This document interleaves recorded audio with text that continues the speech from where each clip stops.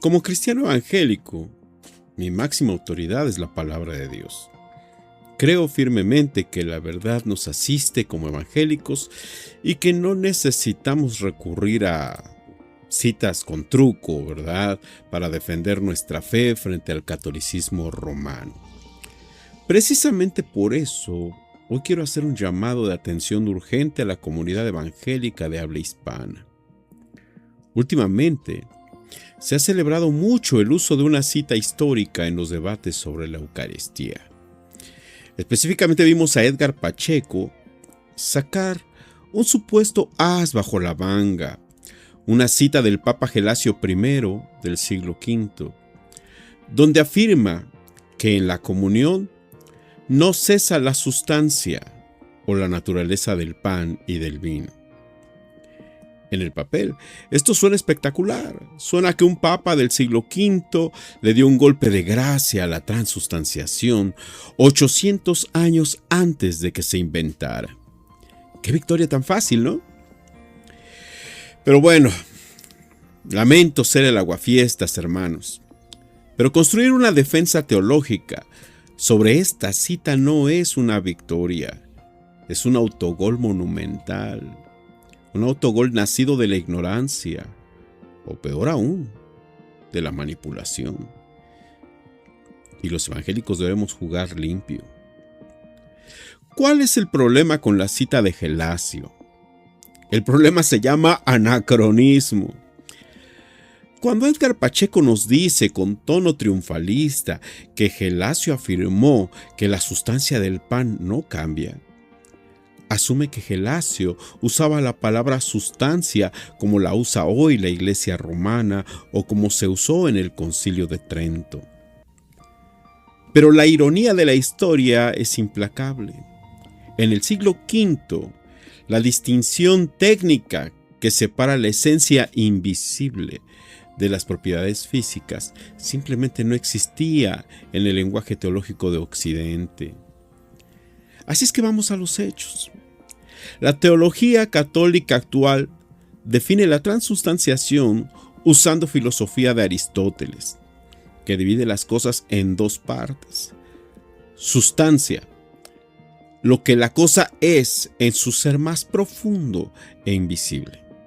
Accidentes, lo que se puede pesar, oler, saborear y sentir. Pero en la época de Gelasio, 800 años antes de Santo Tomás de Aquino, la palabra sustancia se usaba como sinónimo de naturaleza material. Cuando Gelasio escribió que no cesa la sustancia del pan, se refería exactamente a lo que hoy la Iglesia Católica Romana conoce como accidentes.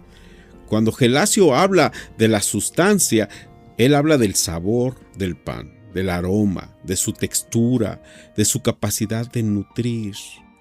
Esto, en términos aristotélicos, es accidentes. Entonces Gelasio estaría diciendo que los accidentes no cambian, que es exactamente lo que piensa la Iglesia romana el día de hoy en la transustanciación. Lejos de que Gelasio esté en contra de la transustanciación, él sirve como un testimonio a favor de esta ideología en los siglos anteriores a que se fijara este dogma. Gelasio estaba diciendo que el pan se sigue viendo físicamente como pan, algo en lo que el catolicismo actual está totalmente de acuerdo. Pero la ironía no termina aquí. Se pone mejor esto todavía. Gelasio no estaba escribiendo sobre la Eucaristía. Estaba defendiendo las dos naturalezas de Cristo contra la herejía monofisista de Eutiques. Gelasio usó el pan como una analogía. Su argumento era, así como en la Eucaristía lo divino se une a lo terreno, ahí habla de la sustancia y del accidente, pero en sus propias palabras, ¿verdad? Lo divino, aquello que no se puede medir, pesar, sentir, saborear, ¿verdad? Y lo terreno, que es el accidente, pero él lo llamó terreno, que es lo que se puede probar, pesar, medir, saborear, etc. ¿verdad? Su argumento era, así como en la Eucaristía lo divino se une a lo terrenal sin destruir la realidad física del pan, en Jesús la divinidad se unió a la humanidad sin destruir su cuerpo humano real. Entonces, lejos de refutar la transustanciación, Gelasio resulta ser un testigo primitivo de ella. Gelasio explica, con las limitaciones lingüísticas de su propio siglo, que en ese sacramento coexisten dos realidades: aquello físico que permanece, que él llama sustancia y que hoy es llamado accidente. La unión de aquello físico junto con aquello divino que se hace presente, lo que siglos después sería conocido como sustancia. Entonces, ¿dónde nos deja esto? Nos deja ante una disyuntiva respecto a la participación de Edgar Pacheco en el debate. O bien, Pacheco ignoraba por completo la filología y el contexto cristológico del siglo V, lo cual delata una falta de rigor académico preocupante para alguien que se sube a una tarima internacional. O por el contrario, nos muestra que Pacheco sabía perfectamente a qué se refería Gelasio y decidió usar la cita recortada para impresionar a un público que no iba a verificar la fuente en latín, pues su público suele creer todo lo que él diga, sin chistar, sin investigar. Si fue por lo primero, si fue por ignorancia, pues uno entiende que la gente pueda llegar a ignorar algo, no somos todólogos, ¿verdad? Pero si es por lo segundo, si fue un movimiento sucio, si recurrió a una falacia de equívoco que un cristiano no debería permitirse, entonces, hermanos evangélicos, ¿cómo podemos caer en el aplauso fácil? En ese aplauso que surge del sesgo de confirmación. No, mis amados hermanos, no necesitamos recurrir a citas truqueadas, ni tergiversar la historia de la iglesia para demostrar que la transustanciación no tiene base bíblica.